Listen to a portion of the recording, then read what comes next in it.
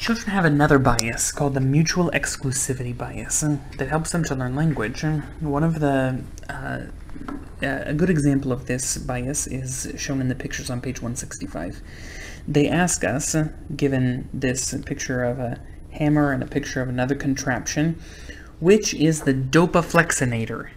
Can you guess which one? Of course, most of us, right, when we were reading this, we said the one on the right, and as the author argues, that's a fair assumption, because we have a mutual exclusivity bias. So do infants.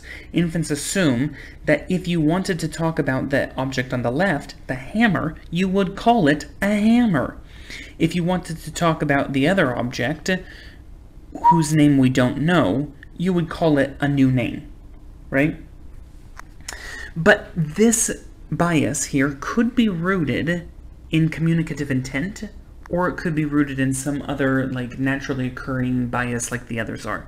So researchers are trying to discover whether this bias is derivative of another cognitive mechanism, knowing communicative intent, or if it's a bias that stands alone, much like, as I said, the other biases that we've talked about in the other recordings. So the two possibilities are, one, that you don't believe the hammer can have more than one name. And so, if we call the dopaflexinator, if we say the word dopaflexinator, it must be referring to the other one because the hammer cannot have more than one name. Or, we assume that if you meant the hammer, you would have used that name. Now, these are subtly different. It's hard to distinguish the difference. But the second one, the first one is knowledge that an object can have one and only one name. The second one is an assumption about the speaker's intent. What is the speaker, this adult person teaching me a word or using this word, what is that speaker trying to communicate to me? And if the speaker was trying to communicate about the hammer, wouldn't they just have used the word hammer? If that were the case, that would mean that the mutual exclusivity bias was rooted in the cognitive mechanism of understanding communicative intent. So in order to test this, we look at kids that have autism. Now, autistic children struggle in general with communicative intent. For instance, if a kid with autism is holding an object in their hand, let's say it's like a rubber duck. If they're holding an object in their hand and an adult says a word, a normal child would look at the adult to see where their eyes are gazing.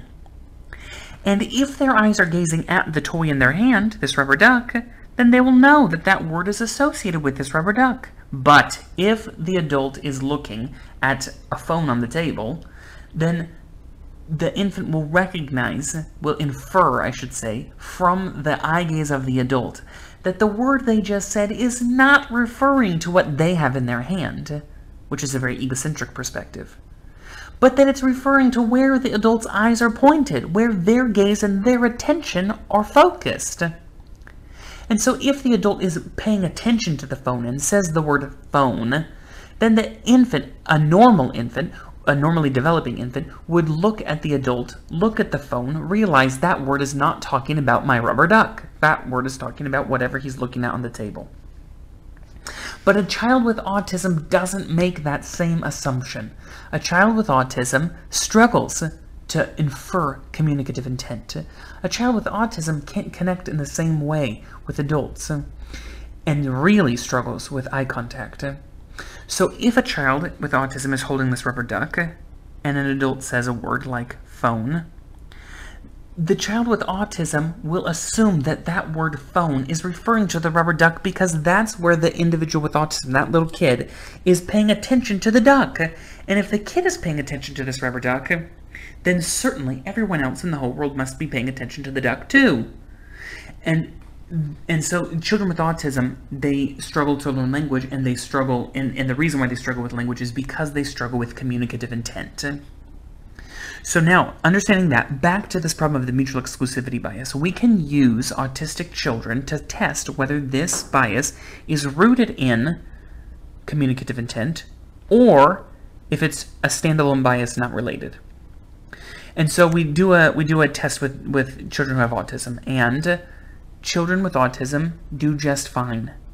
If you give a child this same test here with the hammer and the dopaflexinator, the kids with autism will pass this test just like a normal kid. They will realize that that hammer is a hammer, if they already know the word, of course, and they will therefore assume that the object they don't know the name of must be the new word.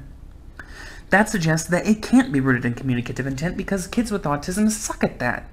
And if kids with autism suck at communicative intent and can still pass this test, that means that this test is not related to communicative intent. Of course, just like most areas in the real world, the issue is complicated a little bit because communicative intent can still play a role in this bias. It's not the root of the bias, but it can interact with the bias. So normal children who interact with, for instance, adult who is an unreliable source of information. This adult has kept pointing at a shoe and calling it an apple, or this adult keeps pointing at an apple and calling it a blicket. Then the child realizes, I already know the word shoe, I already know the word apple, I've never heard of a blicket, but I know that that apple is an apple, not a blicket. The child realizes that this is an unreliable source for information.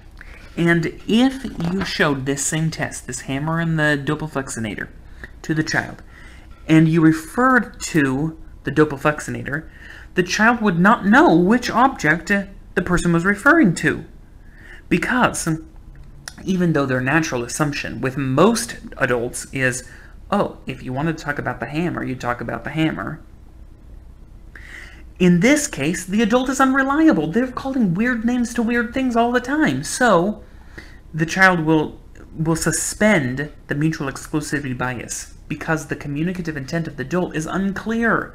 The child can't tell, is this whack job adult, is he talking about the new object with the new word, or is he talking about the hammer as a dopaflexinator? Because he's been using weird names to apply to these objects all day.